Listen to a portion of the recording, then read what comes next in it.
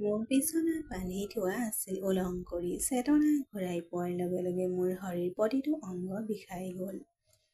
বিষটোৱে মোৰ গোটেই শৰীৰটো ভাঙি পেলাইছিল। এনে অৱস্থাত মোক দেখি মই লগে লগে চিঞৰিবলৈ ধৰিলোঁ। মই আছিলোঁ এগৰাকী ভাল চৰিত্ৰৱানৰ ছোৱালী, এগৰাকী সাধাৰণ ছোৱালী। মোৰ সন্মুখত দীপ বহি আছিল। তেওঁক দেখি মই আৰু বেছি চিঞৰি উঠিলোঁ। মোৰ প্ৰতিটো অংশ সি দেখিছিল। মোৰ মৰ্যাদাৰে তেওঁ খেলিছিল। সি চোফাত বহি চিগাৰেট খাই আছিল। সি উঠি মোৰ ওচৰলৈ আহি চিগাৰেটটো মোৰ বুকুত ঘঁহিবলৈ ধৰিলে, য'ত এটা জ্বলা পোৱাৰ সৃষ্টি হৈছিল। মোৰ সন্মুখত কিয় উলং হৈ পৰি আছা? তোমাৰ গোটেই শৰীৰটো কাপোৰ নোহোৱাকৈ দেখিছোঁ। এতিয়া মোৰ দৃষ্টিৰ পৰা তোমাৰ শৰীৰটো লুকুৱাই ৰাখক। তুমি অচেতন হৈ থাকোঁতে তোমাৰ মৰ্যাদা কাঢ়ি লৈছোঁ। এতিয়া আকৌ সাজু হোৱা। এতিয়া তোমাৰ সম্পূৰ্ণ চেতনা মই তোমাক ধ্বংস কৰিম। তোমাৰ সমগ্ৰ শৰীৰটো মোৰ চকুত ধৰি ৰাখিছোঁ। এনেকৈ কৈ দীপে মোক আকৌ সাৱটি ধৰিলে। মোৰ পৰিস্থিতিৰ ওপৰত চকুলো ঢুকি বহি বহি আছিলোঁ। মই নন-ষ্টপ কান্দি আছিলোঁ। আজি মই সম্পূৰ্ণৰূপে ধ্বংস হৈ পৰিলোঁ। এই পৃথিৱীত মোৰ কোনো নাছিল। মই সম্পূৰ্ণ অকলশৰীয়া হৈ পৰিলোঁ। মোৰ এগৰাকী মা আছিল। আজি তেওঁ মোৰ পৰা নাইকিয়া হৈ গ'ল। এতিয়া মোৰ চকুত চকুলো বাহিৰে একো বাকী নাথাকিল। এই পৃথিৱীত মই সম্পূৰ্ণ অকলশৰীয়া আছিলোঁ। মোৰ চোৱা চিতা কৰিবলৈ কোনো নাছিল। আগতে কোনো আত্মীয়কো দেখা নাছিলোঁ। না ককা আইতা, না দাদা, না আইতা। কাৰণ মোৰ মা দেউতাই পলাই বিয়া হৈছিল আৰু নিজৰ জীৱনটো কটাবলগীয়া হৈছিল। এতিয়া মোৰ চকুৰ দুটা নীৰৱভাৱে ভৰি পৰিল। ঘৰলৈ উভতি যাবলৈ মন নগ'ল। শ্মশানত বহি মই জুই জ্বলি থকা মাক চাই আছিলোঁ। মোৰ হৃদয়খন দৃঢ় হৈ পৰিল। এয়া আছিল ঈশ্বৰৰ ইচ্ছা। এনেকৈ সৃষ্টিৰ খেল। সকলোৰে এদিন যাব লাগিব। মোৰ আত্মা গভীৰভাৱে দুখী হৈ পৰিল। মাৰ লগত জুইকুৰাত পৰি থকা যেন লাগিল। ইতিমধ্যে তৃতীয় দিন হ'ল, কিন্তু মই ইয়াতে বহিলোঁ। আজি অৱশেষত সাহস পালোঁ। চকুৰ পৰা চকুলো মচি মনতে ক'লোঁ, এই পৃথিৱীখনৰ লগত যুঁজিব লাগিব, সাহসী হ'ব লাগিব। এতিয়া এই পৃথিৱীত মোৰ কোনো নাই, মোৰ মা নাই। মই অকলে সকলো মুখামুখ হ'ব লাগিব, সাহস কৰিব লাগিব। এই বুলি কৈ মই চকু পানী মচি ঘৰলৈ উভতি আহিলোঁ। মোৰ ঘৰটো সম্পূৰ্ণ নিৰ্জন হৈ পৰিছিল। মই খাদ্যৰ পিছত দৌৰি আছিলোঁ। এতিয়া মই সেইবোৰ সকলো লগত যুঁজিব নালাগিব। মোবাইলটো তুলি লৈ বাতৰিবোৰ চাবলৈ ধৰিলোঁ। চাকৰি পাম নেকি? তাৰ পাছত বাতৰি কাকতখন তুলি ল'লোঁ। চাই এটা নম্বৰ পালোঁ। চাকৰি তালিকা এখন আছিল। নম্বৰটো মিলাই দিয়াৰ লগে লগে মই সিদ্ধান্ত ল'লোঁ যে মই পিছদিনাখনেই সাক্ষাৎকাৰৰ বাবে তালৈ যাম। আলমাৰীটো খুলি মই মোৰ সকলো নথিপত্ৰ গোটাবলৈ ধৰিলোঁ। চকুৰ পৰা অনবৰতে চকুলো বৈয়ে আহিছিল। মই সেইবোৰ মচি পেলালোঁ। মই আজি সেইবোৰ মচি পেলাব বিচাৰিছিলোঁ, কাৰণ মোৰ আকৌ কান্দিব মন নগ'ল। মোৰ চকুত চকুপানী ওলাব নালাগে, কাৰণ মই দুৰ্বল যেন দেখাব বিচৰা নাছিলোঁ। দীঘলকৈ উশাহ এটা লৈ চকুৰ পৰা চকুলো মচি পিছদিনা চাকৰি বিচাৰি ওলাই আহিলোঁ। মোৰ ইংৰাজী বৰ ভাল আছিল। মই আছিলোঁ এগৰাকী ধৰ্মীয় ছোৱালী। মই বৰ সংস্কৃতিবান আছিলোঁ। মায়ে মোক এৰি থৈ গৈছিল। এই পৃথিৱীত মই সম্পূৰ্ণ অকলশৰীয়া হৈ পৰিলোঁ। এতিয়া জীয়াই থাকিবলৈ কিবা এটা কৰিব লগা হ'ল। খাদ্য আৰু পানী মোৰ প্ৰয়োজন আছিল, যিটো মই কাম কৰিহে পূৰণ কৰিব লাগিছিল। সেইবাবে মোক চাকৰি এটাৰ বৰ প্ৰয়োজন হৈছিল। আজি মাৰ প্ৰতি এক প্ৰবল কৃতজ্ঞতা অনুভৱ কৰিলোঁ, কাৰণ তেওঁ মোক শিক্ষিত কৰিছিল। অফিচৰ বেঞ্চ এখনত বহি বছলৈ অপেক্ষা কৰি আছিলোঁ। দীপ সোমোৱাৰ লগে লগে তেওঁৰ চকু মোৰ ওপৰত পৰিল। মোক দেখাৰ লগে লগে তেওঁৰ খোজবোৰ নিথৰ হৈ পৰিল। চশমা খুলি মোৰ ফালে মনোযোগেৰে চাই থাকিল। মূৰৰ পৰা ভৰিলৈকে মোৰ ফালে অদ্ভুত দৃষ্টিৰে চাই থাকিল। কিন্তু মোক দেখি দীপৰ হৃদয়খন অদ্ভুতভাৱে ধপধপাই উঠিছিল। মই ধুনীয়া চকুকেইটা দেখাৰ লগে লগে তাৰ হৃদয়খন থমকি ৰ'ল। তাৰ পিছত হাঁহি হাঁহি মোক সুধিলে, মিছ, তুমি ইয়াত কিহৰ বাবে আহিছা? তেওঁ মোক বৰ গুৰুত্ব সহকাৰে সুধিলে। আপুনি চাকৰিৰ বাবে বাতৰি কাকতত বিজ্ঞাপন দিছিল। সেইবাবে মই ইয়াত সাক্ষাৎকাৰৰ বাবে আহিছোঁ। এই কথা মই তেওঁক কোমলকৈ ক'লোঁ। মোৰ কথাত সি হাঁহিলে। তেওঁ ক'লে, আপুনি হয়তো এই খবৰটো বহুত দেৰিকৈ পঢ়িছে। আমি ইতিমধ্যে তোমাক চাকৰিটোৰ বাবে বাছনি কৰি লৈছোঁ। আৰু এই মাত্ৰ 2-3 দিনৰ আগৰ কথা। এতিয়া মোৰ এটা ধাৰণা আহিল। মই নিশ্চয় ভুল বাতৰি কাকত পঢ়িছোঁ। মই উঠি যাবলৈ ওলোৱাৰ সময়ত তেওঁ মোক ৰখাই ক'লে, তোমাৰ বাবে মোৰ এটা চাকৰি আছে, তাৰ বাবে ইণ্টাৰভিউ দিব পাৰিবানে? মই মাত দিলোঁ আৰু তেওঁ ক'লে, মোৰ কেবিনলৈ আহক। এই কথা কৈ সি গুচি গ'ল। ময়ো তাৰ পিছে পিছে অফিচত সোমালোঁ। দীপে বাৰে বাৰে মোৰ ফালে চাই থাকিল, মোৰ চকুলৈ মনোযোগেৰে চাই আছিল। মোৰ ধুনীয়া ৰূপৱতী চকু দুটা যিকোনো ব্যক্তিক হত্যা কৰিব পাৰিছিল, আৰু মই তেওঁক সদায় নিৰাশ কৰি ৰাখিছিলোঁ। মই জানিছিলোঁ যে মোৰ চকুত ধুনীয়া হোৱাৰ উপৰিও এনেকুৱা এটা মনোমোহতাও আছে যিয়ে যিকোনো ব্যক্তি প্ৰেমত পেলাব পাৰে। এতিয়া দীপে মোৰ সাক্ষাৎকাৰ ল'বলৈ ধৰিলে। কেইটামান প্ৰশ্ন কৰাৰ পিছত তেওঁ ক'লে, ঠিক আছে, কাইলৈ জইন কৰিব পাৰিবা। তেওঁৰ কথাত মই যথেষ্ট আচৰিত হৈছিলোঁ, কাৰণ ইমান ডাঙৰ কোম্পানীত চাকৰি পোৱাটো সহজ নহয় বুলি শুনিছিলোঁ। কিন্তু মোক ইয়াত সহজে নিৰ্বাচিত কৰা হৈছিল। এইটো মোৰ বাবে বৰ আনন্দৰ বিষয় আছিল। হাঁহি হাঁহি দীপক ক'লোঁ, মোক এই কামৰ বাবে বাছি লোৱাৰ বাবে বহুত বহুত ধন্যবাদ। পিছদিনা মই অফিচলৈ আহি মোৰ কেবিনত বহিলোঁ। লেপটপটো খুলি তাতেই কাম কৰিবলৈ ধৰিলোঁ। সময় পাৰ হৈ যোৱাৰ লগে লগে অফিচৰ সকলোৱে গুচি গ'ল। এই কথাত মই আচৰিত হ'লোঁ। বছে মোক কৈছিল যে অফিচ 5 বজাত শেষ হ'ব, কিন্তু ইয়াত সকলোৱে ইমান সোনকালে ওলাই গৈছিল। সম্পূৰ্ণ খালী হৈ পৰিছিল।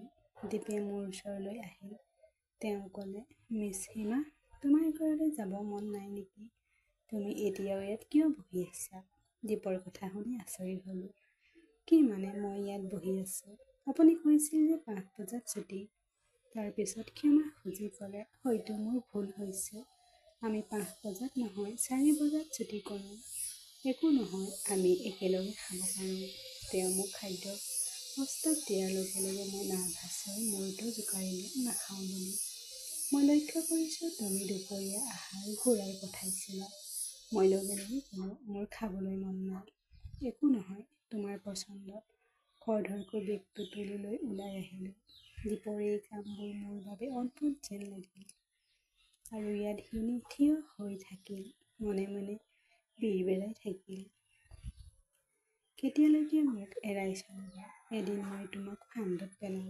মই তোমাৰ আছোঁ, আৰু মই সহজে হাৰ মানিব পৰা মানুহ নহয়। ওঠত দুষ্টামি হাঁহি এটা সুদিত হৈ পৰিল। সি মোৰ লগত কি কৰিব তাকো গম পোৱা নাছিলোঁ, কিন্তু সি মোৰ বাবে পাগল। প্ৰতিদিনে অফিচলৈ যাবলৈ ধৰিলোঁ। এতিয়ালৈকে দীপে বুজি পাইছিল যে মই এগৰাকী বৰ কঠোৰ ছোৱালী। কামৰ বাহিৰে আন একো ভাল নাপালোঁ, আৰু অফিচৰ সকলো এই কথাত আচৰিত হৈ পৰিল। দীপে তেওঁ অফিচৰ কোনো মহিলাক ছালৱাৰ ছুট পিন্ধিবলৈ দিয়া নাছিল। গতিকে তেওঁ কেনেকৈ সম্ভৱ ছালৱাৰ ছুট পিন্ধা মহিলা এগৰাকীক নিযুক্তি দিব পাৰিব? এই প্ৰশ্নটো শ্ৰমিকসকলৰ মনত ৰৈ গ'ল। মোৰ প্ৰতি দীপৰ আচৰণো যথেষ্ট কোমল আছিল, কিন্তু তাৰ দৃষ্টিত এক অদ্ভুত অস্তিত্ব ক্ৰমান্বয়ে তীব্ৰ হৈ আহিছিল। মোৰ ওচৰলৈ আহি সি মনে মনে থিয় হ'ব। কেতিয়াবা ফাইল এটা লৈ থাকোঁতে মোৰ আঙুলিবোৰ স্পৰ্শ কৰিছিল, মোক নাৰ্ভাছ কৰি তুলিছিল, কিন্তু মই তেওঁক একো নকওঁ। মোক এনেদৰে স্পৰ্শ কৰিছিল যে মোৰ কঁপনি উঠিছিল, কিন্তু মই একো ক'ব পৰা নাছিলোঁ। প্ৰতিদিনে মোৰ হৃদয়ত এটা ভয় বাঢ়ি আহিছিল। এদিন দীপে মোক ক'লে, হিমা, কামৰ পিছত অলপ সময় ইয়াতে থাকিব লাগিব। মই তোমাৰ লগত কিবা এটা কথা পাতিব লাগিব। দীপৰ পৰা এই কথা শুনি অলপ চিন্তিত হৈ পৰিলোঁ। কি ক'ব বিচাৰিছে ছাৰ? যদি আপোনাৰ কিবা কাম আছে মাত্ৰ এতিয়াই কোৱা, মই কৰিম। চাওক, মই এতিয়াই ক'ব নোৱাৰোঁ। গুৰুত্বপূৰ্ণ কথা, এতিয়াই ক'ব পৰা নাযায়, কিন্তু পিছত ক'ম। বেছি চিন্তা কৰাৰ প্ৰয়োজন নাই। দীপৰ কথা শুনি মই মাত দি ক'লোঁ, ঠিক আছে ছাৰ। এই কথা কোৱাৰ পিছত মই মনে মনে থাকিলোঁ। সময় পাৰ হৈ গ'ল আৰু সন্ধিয়া হ'ল। সকলোৱে অফিচৰ পৰা ওলাই গৈছিল। দীপে মোক মতা অপেক্ষা মতে বহি আছিলোঁ, কিন্তু বহু দেৰি মূৰত দীপে মোক নিজৰ কেবিনলৈ মাতিলে।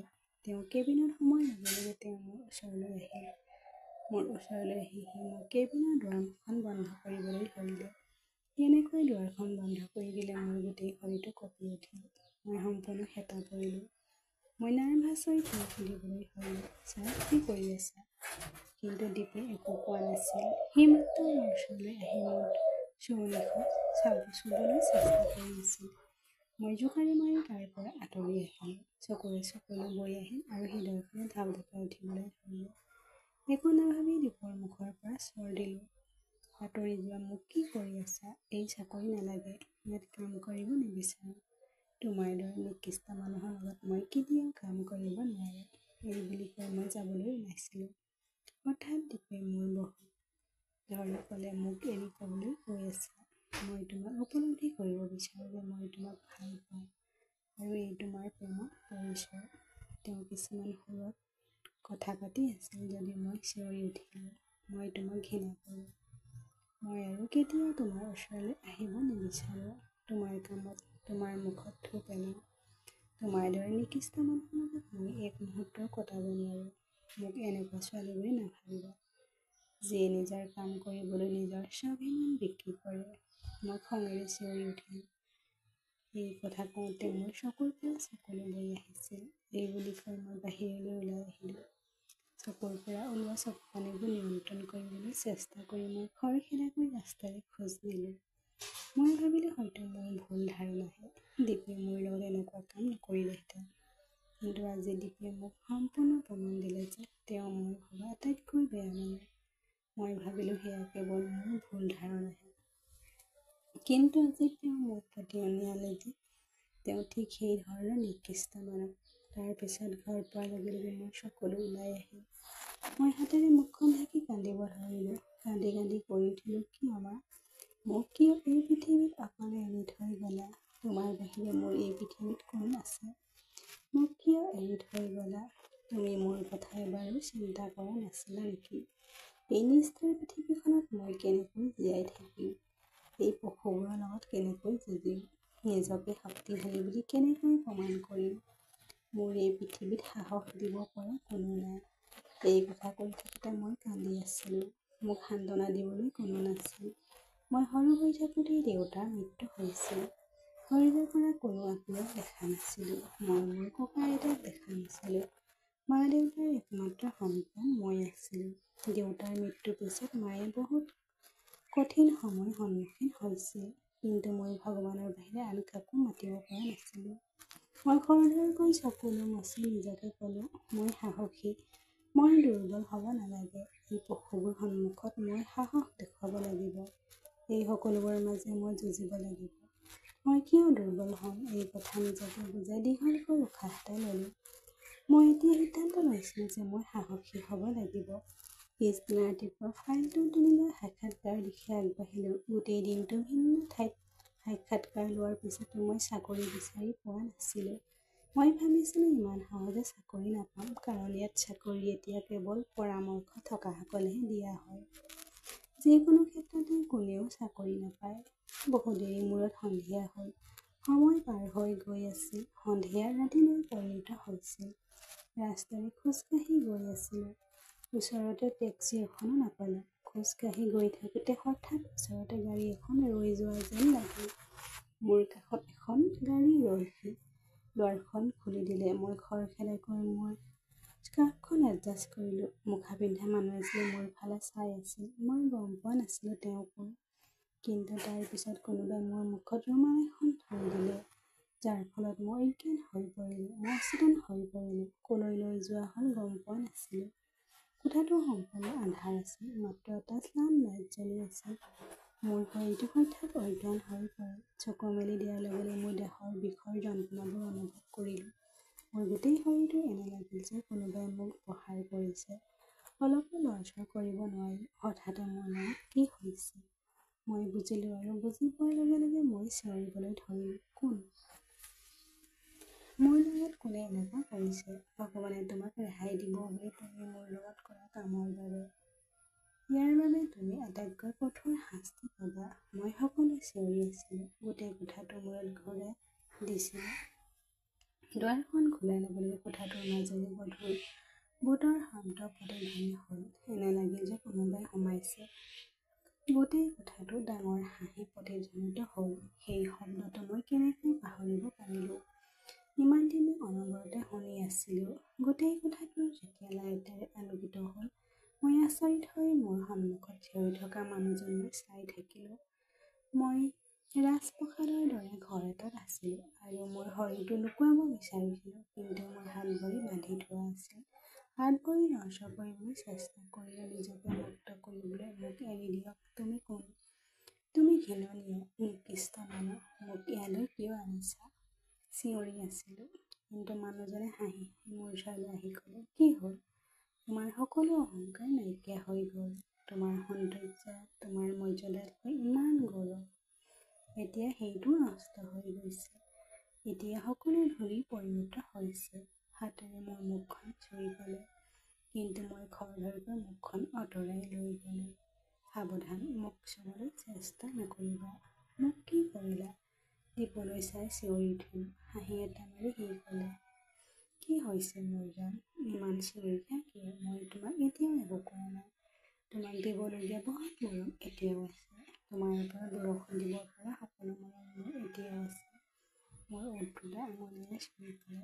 মই চিঞৰি উঠিলোঁ, মোক এৰি দিয়া। মই ইতিমধ্যে এবাৰ তোমাৰ মৰ্যাদা উলংঘা কৰিছোঁ। তুমি অচেতন হৈ থকাৰ সময়ত। এতিয়া মই তোমাৰ লগত সকলো কৰিম, তুমি সম্পূৰ্ণ সচেতন হৈ থকাৰ সময়ত। আৰু মই তোমাক এটা পাঠ শিকাম। মই তোমাৰ লগত যিকোনো কাম কৰিব পাৰিম। তুমি মোক নাকচ কৰিলা, তুমি মোক চৰ মাৰিলা। তুমি নাজানা যে মই সেইদিনা অফিচত তোমাক কি কৰিলোহেঁতেন, কিন্তু মই একো নকৰিলোঁ। তোমাৰ অহংকাৰী মন এটা আছিল। মই ইতিমধ্যে তোমাক বিয়া কৰাইছোঁ, কাৰণ মই তোমাক সঁচাকৈয়ে ভাল পাইছোঁ। আপুনি সঁচাকৈয়ে ভাল চৰিত্ৰৰ ছোৱালী, আৰু মোৰ ভাগ্য ভাল যে এনেকুৱা এজনী ছোৱালী পাইছোঁ। মোৰ মুখখন হাতেৰে চুই ক'লে। সি মোৰ ওলোটা চুই মোৰ ডিঙিটোলৈ চাই থাকিল, য'ত এটা গভীৰ দাগ গঢ় লৈ উঠিছিল। তুমি ইমান নিষ্ঠুৰ। এতিয়া তুমি সচেতন হৈ থকাৰ সময়ত মই তোমাক দেখুৱাম যে নিষ্ঠুৰ মানুহ কি, আৰু তুমি সহ্য কৰিব নোৱাৰিবা। এইবুলি কৈ সি লাহে লাহে মোৰ ডিঙিত খাবলৈ ধৰিলে। হাত দুখন মোৰ শৰীৰৰ ওপৰে ফুৰাই আছিল। তেওঁ এই কাৰ্য মোৰ গোটেই শৰীৰটো জ্বলি উঠিছিল। মই নিজকে মুক্ত কৰিবলৈ চেষ্টা কৰিলোঁ। তেওঁ হাত দুখন জোকাৰি পেলাবলৈ চেষ্টা কৰিলোঁ। তেওঁৰ হাতখনে যেন কোনোবাই মোক উগ্ৰ জুইত পেলাই দিছে। মোক এৰি দিয়া, মোক স্পৰ্শ নকৰিব, প্লিজ। তুমি মোক কিয় এৰিছা? এইবাৰ চকু দুটা ডাঠ চকুলো বৈ আহিবলৈ ধৰিলে। মই যদি ইমান নিষ্কৃষ্ট মানুহ হ'লোহেঁতেন, তেন্তে তুমি মোৰ অফিচত কাম কৰিবলৈ কিয় আহিলা? ইমান নিৰ্দোষী কাম কৰিবলগীয়া হ'ল কিয়? তোমাৰ দৰে নিৰহ মানুহৰ কথা মই ভালদৰে জানো। এইবুলি কৈ সি জ্বলি থকা চিগাৰেট মোৰ ওঠত থৈ দিলে। মোৰ ওঠটো জ্বলিবলৈ ধৰিলে। এতিয়া মোৰ কথা কি ভাবিছা? ওঠ জ্বলাই থাকা। সচেতন হৈ থাকোঁতে এনে এজন মানুহৰ মৰম আপোনাৰ ওপৰত পৰিলে কেনেকুৱা লাগিব? ছোৱালীবোৰে মোৰ প্ৰেমৰ বাবে হাহাকাৰ কৰে।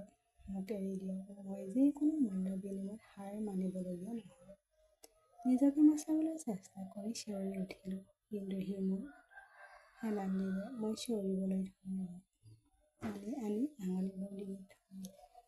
ভগৱানৰ বাবে এইবোৰ নকৰিবা। মই মৰি যাম। চকুলো টুকি উঠিল। মই চিঞৰি আছিলোঁ, কিন্তু মোৰ চিঞৰবোৰ যেন অসাৰ। কাৰণ সেই মানুহজনে মোৰ প্ৰতি কোনো কৰুণা নকৰাকৈ জন্তুৰ দৰে আছিল। চিঞৰি চিঞৰি সি মোক মাৰি পেলাব বুলি কান্দিলোঁ। অৱশেষত মই অচেতন হৈ পৰিলোঁ। দীপে হাঁহি এটা মাৰি মোৰ ফালে চালে। মোৰ জান, এই বৰ দুখ পাইছোঁ। মই তোমাক ইমান ভয়ংকৰ অৱস্থাত এৰি থৈ আহিছোঁ, কিন্তু তুমি কেৱল মোৰ লগত যোগ দিয়া হ'ল। তেতিয়া মই তোমাৰ এই জীৱনৰ অন্তৰ্ভুক্ত কৰিব সাহস বিচাৰিব নালাগিলহেঁতেন। তোমাৰ মা দেউতা নাই, তুমি অবিবাহিত ছোৱালী হ'লেও তুমি ইমানেই গৌৰৱতী। তুমি মোক চৰ মাৰিলা। তোমাৰ ইমান অহংকাৰ আছে। এই কথা কৈ সি আকৌ এবাৰ মোৰ চুলিত ধৰিলে। তুমি একেবাৰে ধুনীয়া। জানানে, আগতে তোমাক ভৱিষ্যত দেখি তোমাৰ আভাস পাই পাগল হৈ পৰিছিলোঁ, কিন্তু তুমি কেতিয়াও তোমাৰ এই মুখখন তোমাৰ যৌৱনৰ পৰা চাবলৈ দিয়া নাছিলা।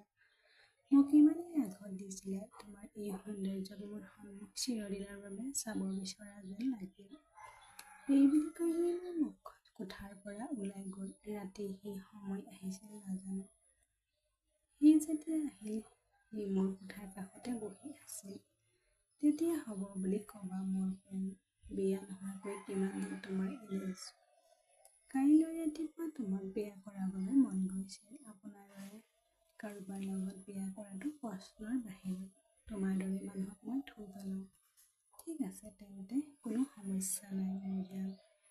অতিনিশা তোমাৰ লগত এই ব্যৱহাৰ থাকিব।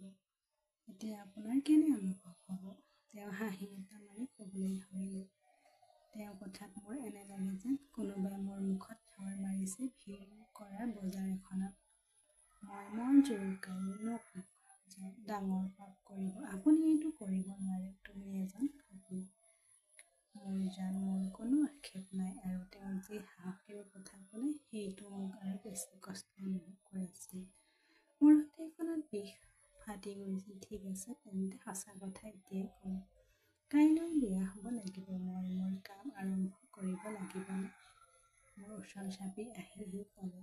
তাৰ পিছত নিজে ৰক্ষা কৰিবলৈ হাত মেলিবলৈ চেষ্টা কৰিলোঁ। নাই যে এইবোৰ খুলিব চেষ্টা কৰিব নালাগে। ঢিলাকৈ বান্ধি থোৱা নাই। এতিয়াৰ পৰা মোক বিয়া কৰাবলৈ সাজিলে। তেওঁৰ কথাবোৰ একেই থাকিল। কঠোৰ হৈ সি সুধিলে। এইবাৰ তেওঁ মোক ইমানেই অসহায় কৰি তুলিছিল যে মই বিয়াত সন্মতি দিলোঁ। ঠিক আছে, মই তোমাক বিয়া কৰাবলৈ সাজু। কিন্তু তেতিয়া তুমি মোক এৰি দিয়া। মই কান্দি কান্দি ক'লো। সি হাঁহিলে। মই তোমাক বিয়া কৰি তাৰ পিছত তোমাক কিয় এৰি দিম? পিছদিনা ৰাতিপুৱা দীপে পুৰোহিত মাতিলে। মই জীয়াই থাকিলেও মৃতদেহৰ দৰে অনুভৱ কৰি মনে মনে বহিলোঁ। মই অসহায় হৈ পৰিলোঁ। মোৰ শৰীৰটো নিজৰ পূজা যেন লাগিল। মোৰ বাবে কোনো উপায় এৰি থৈ যোৱা নাছিল। মোৰ লগত সদায় দুগৰাকী দাসী আছিল। বিয়াৰ ৰীতি-নীতি আৰম্ভ হ'ল। মই আছিলোঁ মাথো এটা জীৱন্ত মৃতদেহ, সকলো ৰীতি-নীতি কৰি। দীপে হাঁহি আছিল। সকলো যোৱাৰ পিছত তেওঁ হাঁহি হাঁহি ক'লে, তুমি মোৰ আৰু এতিয়া তুমি মোৰ পত্নী। তুমি সকলো দিশতেই মোৰ পত্নী। তোমাৰ ওপৰত মোৰ সম্পূৰ্ণ অধিকাৰ আছে। মই প্ৰতিদিনে তোমাৰ ওচৰত থাকিম, তোমাৰ গালত। তুমি মোৰ আৰু মই তোমাৰ। এই কথা কওঁতে সি মোৰ চকুলৈ চালে। বিস্ময়ত তেওঁ মোক কোলাত তুলি লৈ বিচনাত আহি মোক শুৱাই দিলে। ৰাতিটো শুবলৈ ৰৈ থাকিলোঁ। মোৰ ভিতৰত কেনেদৰে জুই আছে জানোনে? এতিয়া নিবাহিত হ'লে হ'ব। মই বৰ ভাল অসহায় মানুহ। মোৰ অধিকাৰ ল'বলৈ সদায় সাজু।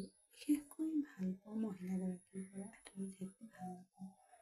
এই বুলি কৈ সি মোৰ ওচৰত বহিল। মই সকলো ভগৱানৰ হাতত এৰি নিজকে তেওঁৰ ওচৰত বহিলোঁ। চকু মুদি শুই আছিলোঁ তাৰ নিষ্ঠুৰতা অনুভৱ কৰি।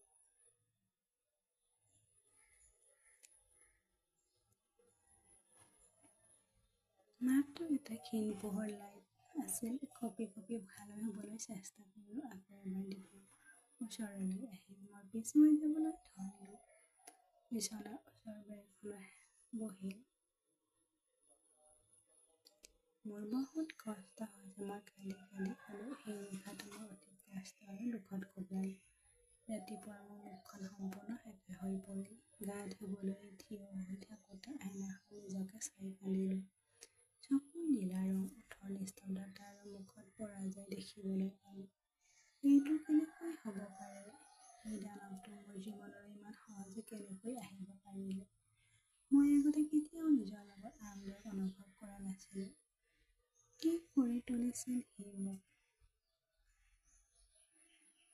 কান্দিবলৈ ধৰিলোঁ। ডিঙিত চকলো বৈ আহিল। বহুত দেৰি মূৰত ফ্ৰেছ হৈ ওলাই আহিলোঁ।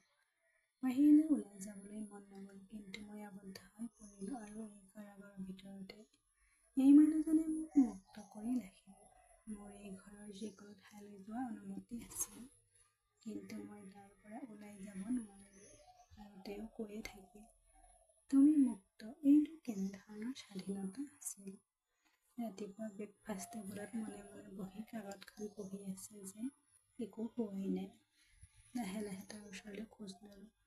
মই আহি তাৰ সন্মুখত বহিলোঁ। আহা মোৰ জান, ব্ৰেকফাষ্ট কৰা। এতিয়া তোমাক বহুত শক্তি লাগে। ব্ৰেকফাষ্ট নাখালে কি হ'ব জানানে? দুৰ্বল হৈ পৰিবা। দুৰ্বল হ'লে মোৰ জানে কেনেকৈ সহ্য কৰিব পাৰিবা? মোৰ লগত এনেকৈ কথা পাতি মোক লজ্জিত কৰি আছিল। তেওঁৰ কথাবোৰে মোক বিৰক্ত কৰিছিল। কিন্তু মই অসহায় হৈ পৰিলোঁ। মই তেওঁক ক'বলৈ আবদ্ধ হৈ পৰিলোঁ। এই পৃথিৱীত মোৰ কোনো নাছিল। আজি ইমান ডাঙৰ বিপদত পৰিলোঁ। দীপে মোক তাৰ মৰম বৰষুণ দিলে। প্ৰতিদিনে তেওঁ মোৰ পৰা নিজৰ অধিকাৰ দাবী কৰিছিল। তাৰ মৰম হত্যা কৰি মই ভাগৰি পৰিলোঁ। প্ৰতিনিশাই তেওঁ কষ্টবোৰ সহ্য কৰিবলগীয়া হৈছিল। এনেকৈ দিন পাৰ হৈ গ'ল। দীপে মোক বিয়া কৰোৱাৰ 4 মাহ পাৰ হৈ গ'ল। কিন্তু এতিয়া মোৰ অৱস্থা বেয়া হৈ গৈছে। মোৰ মূৰ ঘূৰোৱা যেন লাগিল। এদিন ৰাতি দীপে তেওঁ নিজৰ প্ৰাপ্য দাবী কৰি আছিল যেতিয়া মই হঠাতে অজ্ঞান হৈ পৰিলোঁ। আতংকিত হৈ ডাক্তৰক মাতিলে আৰু ডাক্তৰে মোক পৰীক্ষা কৰিবলৈ ধৰিলে। ডাক্তৰে দীপক ক'লে, অভিনন্দন, তোমাৰ পুত্ৰ মা হ'বলৈ গৈ আছে। এই খবৰটো শুনি দীপে আনন্দত জঁপিয়াই উঠিল আৰু মোৰ চেতনা ঘূৰি অহাৰ লগে লগে তেওঁ মোক সাৱটি ধৰি ক'লে, মই আজি বহুত সুখী হিমা, তুমি মোৰ সন্তানক মাৰ হ'বলৈ ওলাইছা। কিন্তু সেই কথা শুনি মই থতমত খালোঁ। কি ক'লে মই মাতৃ হ'বলৈ ওলাইছোঁ? তোমাৰ নিষ্কৃত তেজ মই মোৰ গৰ্ভত কঢ়িয়াব নোৱাৰোঁ। বিনিষ্কৃত তেজ মই কেতিয়াও জন্ম দিব নোৱাৰোঁ। এই শিশুটি মই এই পৃথিৱীলৈ আনিব নোৱাৰোঁ। সি হয়তো তোমাৰ দৰে আন এজনী ছোৱালীৰ জীৱন নষ্ট কৰিব। মই তেনেকৈ কোৱাৰ লগে লগে দীপে মোৰ বাহুত ধৰি জোকাৰিলে। মোৰ সন্তানক নিষ্কৃত তেজ বুলি ক'বলৈ সাহস কেনেকৈ পালা? মই তোমাক জোৰ কৰা নাছিলোঁ। মই আপোনাক ভাল পাওঁ। তোমাক দেখাৰ মুহূৰ্ততে মই সিদ্ধান্ত লৈছিলোঁ মই তোমাক মোৰ পত্নী কৰিম। মই তোমাৰ পত্নী নহয়। তুমি মোক জোৰ জবৰদস্তি কৰি তোমাৰ পত্নী কৰিলা। তোমাৰ সন্তানো নাথাকিব। এই কথা শুনি মোৰ মুখত জোৰেৰে চৰ মাৰিলে। মই বিচনাখনত পৰিলোঁ। তাৰ পিছত লগে লগে ক্ষমা খুজি গুচি গ'ল। মোৰ ওচৰলৈ আকৌ আহিবলৈ 3 দিন লাগিল। কিন্তু সি মোক চাবলৈ একেবাৰে নাহিল। মোৰ অলপ দুৰ্বল যেন লাগিল। তাৰ পিছত মই নিজে দীপক ফোন কৰি ক'লো, মোৰ গাটো ভাল নহয়। শুনিছোঁ দীপে সোনকালে ঘৰলৈ আহি মোক হাস্পতাললৈ লৈ গ'ল। এতিয়া দীপ প্ৰতিদিনে ঘৰলৈ আহিছিল, কিন্তু মোৰ ওচৰলৈ নাহিল। আমি একেলগে খাইছিলোঁ। তেওঁ মোৰ বহুত যত্ন লৈছিল আৰু তেওঁ প্ৰতিটো চেকআপ আৰু প্ৰতিটো কাম প্ৰথমে কৰিছিল। 6 মাহ এনেকৈ পাৰ হৈ গ'ল। মোৰ কেঁচুৱাটোৰ বাবে সি বহুত বজাৰ কৰিছিল। সেইদিনা আকৌ ফোন কৰিলোঁ। দীপ সুখী হৈ কামৰ পৰা সোনকালে আহি মোৰ ওচৰত ক্ষমা খুজিলে। এতিয়া মই কোনো উত্তৰ নিদিলোঁ আৰু সম্পূৰ্ণ কটুতাৰে সাৱটি ধৰিলোঁ।